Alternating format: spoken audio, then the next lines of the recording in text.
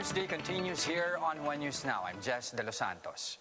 More and more LGUs are starting to roll out the government's ECQ Ayuda. Parañaque, for one, is looking to disburse the cash aid to 100 qualified beneficiaries today. Now, to give us the latest on the ground, we have JC Cosico reporting live from Caloocan. Good afternoon, JC. How many beneficiaries have received their cash aid in Parañaque so far?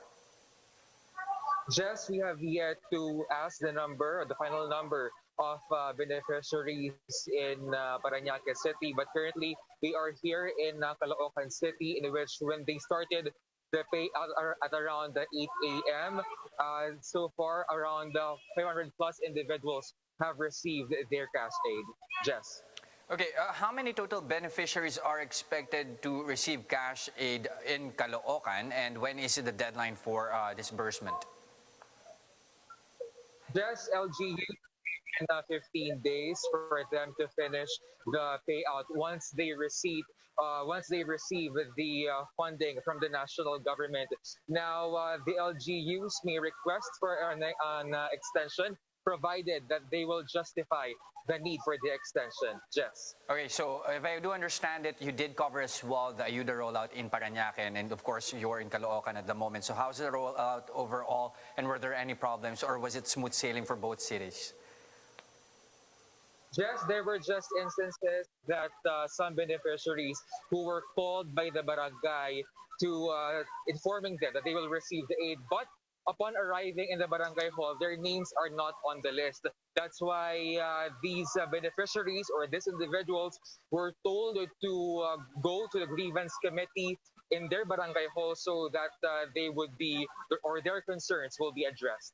Jess. Okay, some of the similar problems that we did see as well from last year. Now, any word from the DILG as LGU start actual distribution of the financial assistance? Yes, Jess, according to the DLG, they have set up these grievance committees so that any financial aid concerns of beneficiaries will be addressed. And they also reminded officials to do away with politicking as they may face administrative charges regarding this. Jess. Okay, now, given that, JC, is there a possibility for the DILG to actually extend their 15-day deadline for cash aid distribution? Just that will depend if the LGU itself will request for an extension. The DILG and the DSWD are open for this possibility, provided that the LGUs will provide them a justifiable reason for the need for the extension. Jess. All right, thank you for those updates. JC Cosico reporting live from Caloocan. Now, the PNP has relieved the police chief of General Trias Cavite after proving that he has ordered quarantine violators to do physical exercise. PNP spokesperson Brandy Usana says this is to assure that the police does not tolerate any act that is contrary to the best interest of the people.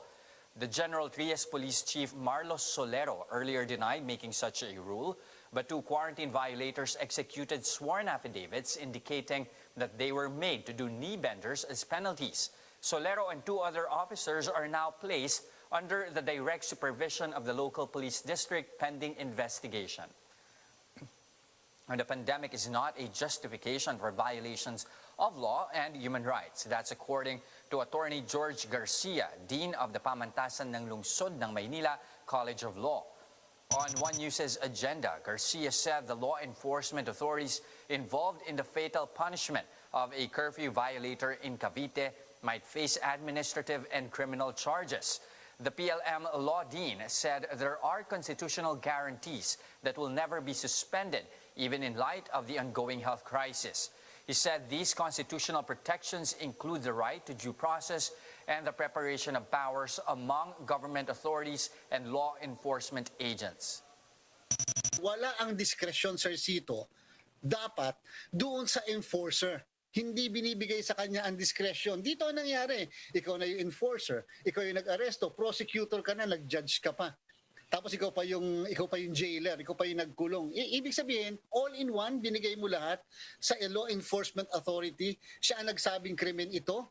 siya ang nagsabing guilty ito, siya ang nag-impose ng penalty, siya mismo ang nagpatupad ng penalty. That cannot happen. NTF Deputy Chief Implementer Vince Dizon warns that mass testing could yield a number of false positive or negative results.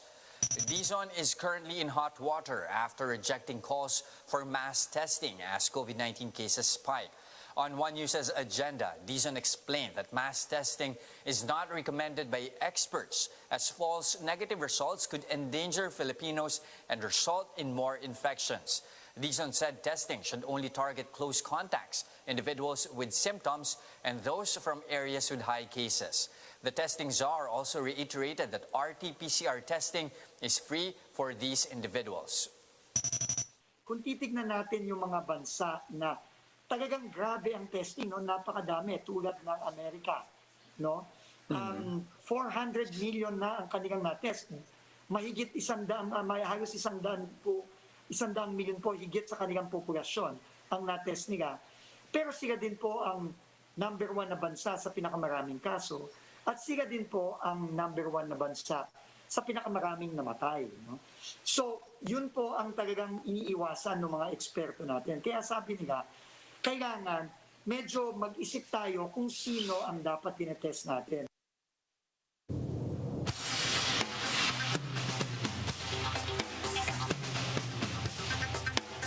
Let's take a closer look at the latest updates on vaccine rollouts from around the world.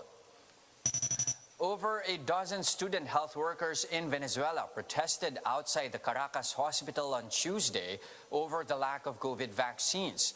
The students demanded an immediate plan for mass immunization from the government, noting that medical workers are dying from the coronavirus. The Maduro government has held talks with opposition leaders to obtain vaccines from the COVAX facility. But those efforts have been complicated by the Venezuelan president's refusal to accept AstraZeneca vaccines following reports of blood clotting. Peruvian health workers also flocked the streets of Lima to protest against poor labor conditions as they cope with the second wave of the pandemic. Doctors and nurses demanded medical supplies, more beds in ICUs, and vaccinations, on top of better working conditions and pay. So far, deaths due to COVID-19 rebounded in Peru in March, making it the deadliest month since the start of the pandemic. But over in the United States, U.S. President Joe Biden has moved up the COVID-19 vaccine eligibility target for all American adults. This means that every American citizen aged 18 and above will be eligible to be vaccinated by no later than April 19. However, Biden warned that the battle against the virus is not yet over as new variants continue to spread. The virus is spreading because we have too many people who've seen the end in sight, think we're at the finish line already. But let me be deadly earnest with you. We aren't at the finish line. We still have a lot of work to do. We're still in a life and death race against this virus.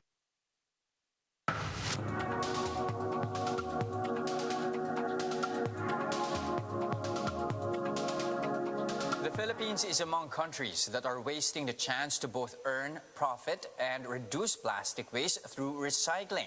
Let's watch this.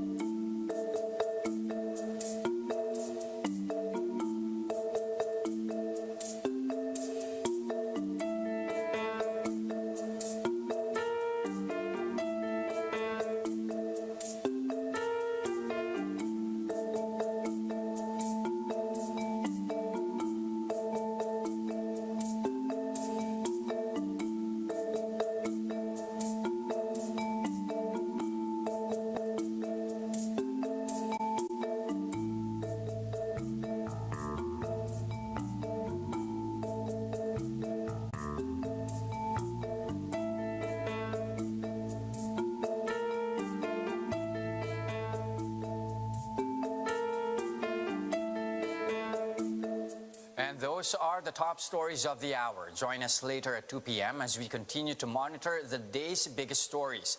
You can also catch One News on Signal Play. Register for a free account now at www.signalplay.com and stream One News live anytime, anywhere. I'm Jess De Los Santos. Mask on, wash hands, and stay safe, Philippines. We are One News.